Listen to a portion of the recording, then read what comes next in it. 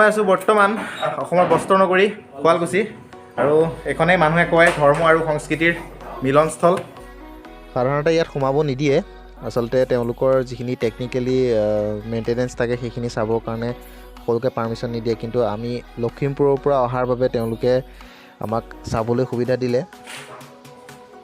আমি নলবাৰীৰ পৰা আহি শুৱালকুছি পোৱালে যথেষ্ট দেৰি হৈ গ'ল আৰু এই সময়টো হৈছে শিপিনীসকলৰ খোৱাৰ টাইম।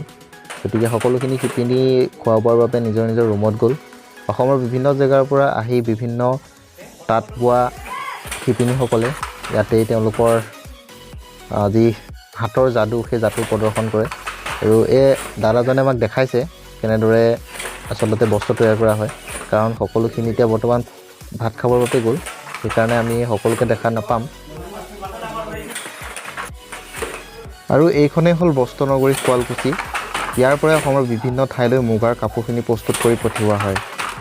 সেইবাবে শুৱালকুছিক বস্ত্ৰ নগৰী বা বস্ত্ৰৰ ক্ষেত্ৰত চহকী বুলিও কোৱা হয়।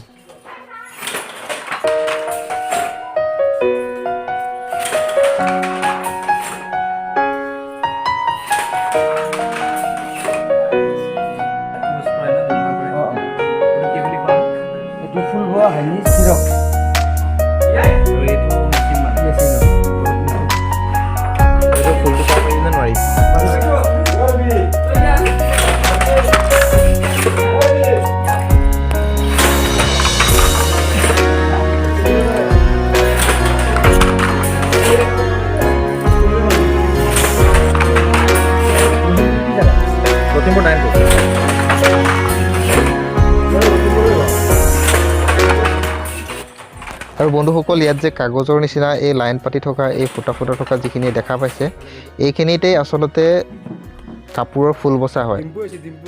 কাপোৰৰ ফুলটো এই যি কাগজৰ দৰে দেখিছে তলৰ পৰা এই ওপৰলৈ এইখিনি আহিছে, ইয়াৰ ফুটাবিলাকৰ পৰাই আচলতে যিটো কাপোৰৰ ফুল সেই ফুলটো প্ৰস্তুত হয়। ইয়াৰ পৰা গৈ ওপৰত সেই মেচিনত যায় আৰু তাৰ পৰাই সূতাখিনিৰ পৰা ফুলটো তৈয়াৰ কৰা হয়।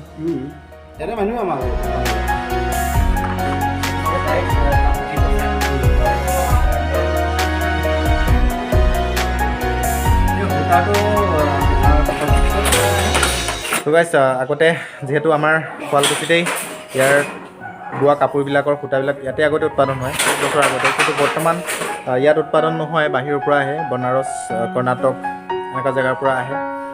আৰু ইয়াত বৰ্তমান ফুলটো পুহিব নোৱাৰা মেইন কাৰণটো হৈছে বাঢ়ি অহা নেটৱৰ্কৰ যিটো ৰেডিয়েশ্যন, 5G 4G আমিতো মোবাইল চলাই আছোঁ, কিন্তু তাৰ পৰা যে এই পশু পক্ষী পোক পৰুৱা চবকে অলপ এফেক্ট কৰিছে, সেইটো এটা বহুত ডাঙৰ কাৰণ। আৰু ইয়াতে সূতাৰ দামবিলাক বাঢ়ি যোৱাৰ এটা কাৰণ সেইটোৱে যে আমাৰ অসমত এই বস্তুটো উৎপাদন নহয়। সাধাৰণতে তাঁতশাল মানুহৰ ঘৰত দেখা পোৱা যায় যদিও শুৱালকুছি আচলতে যিখিনি তাঁত বোৱা সঁজুলি, সেই সঁজুলিখিনি অন্যতকৈ অলপ পৃথক হয়। তো এইটো যঁতৰ দেখিছে, যঁতৰটো কেনেদৰে তৈয়াৰ কৰিছে চাইকেলৰ হেৰিয়ৰ পৰা।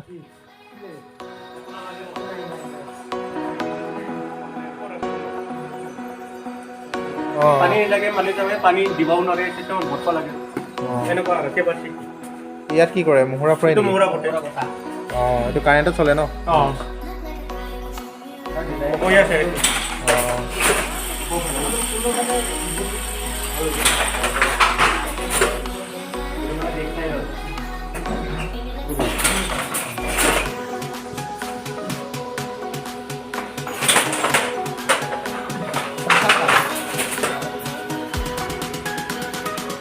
ভাল আছে ইয়াতো আছে।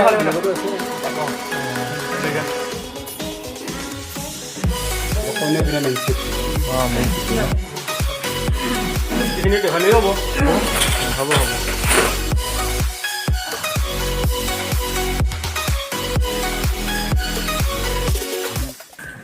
আৰু তাঁত বোৱা যিটো ইণ্ডাষ্ট্ৰি আমি দেখালোঁ, সেই ইণ্ডাষ্ট্ৰিটোৰ মালিক যিজন দাদা, সেই দাদাজনৰ আমি ঘৰলৈ আহিছোঁ।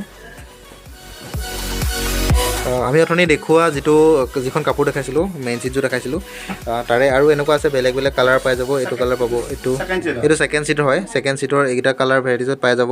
আৰু বেলেগ ফুলৰো আছে। আপোনালোকে যদি ল'ব বিচাৰে তেতিয়াহ'লে আমাৰ স্ক্ৰীণত নম্বৰটো আছে, সেইটো নম্বৰত আপোনালোকে কণ্টেক্ট কৰিব। আৰু এইযোৰ হ'ল বড়ো মানুহে পিন্ধা দখনা, এইযোৰ বহুত ধুনীয়াকৈ বৈছে, ভাল লাগিছে। আৰু স্ক্ৰীণত দিয়া নাম্বাৰটো ডাইৰেক্ট আপোনাৰ ইণ্ডাষ্ট্ৰী নাম্বাৰ হয়, আপোনালোকে বাহিৰৰ যিটো দাম তাতকৈ বহুত কম দামত ইয়াৰ পৰা কিনিব পাৰিব। আচ্ছা, এইটো ডিঙিত তেনেকৈ ওলোমাই লোৱা ন?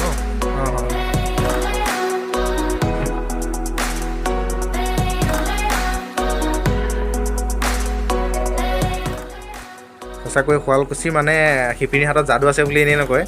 ইমান ধুনীয়া কাপোৰ, এয়া যে হাতে বৈছে কোনেও বিশ্বাস নকৰিব। চাওক ইমান ধুনীয়া কাপোৰ।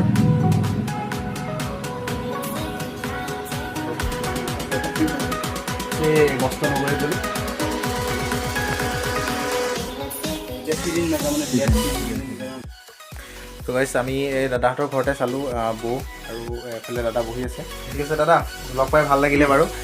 আকৌ কেতিয়াবা প্ৰয়োজন হ'লে আমি আহিম বাৰু কাপোৰ ল'বলৈ। ঠিক আছে, আহোঁ দিয়ক দেই, বাই বাই।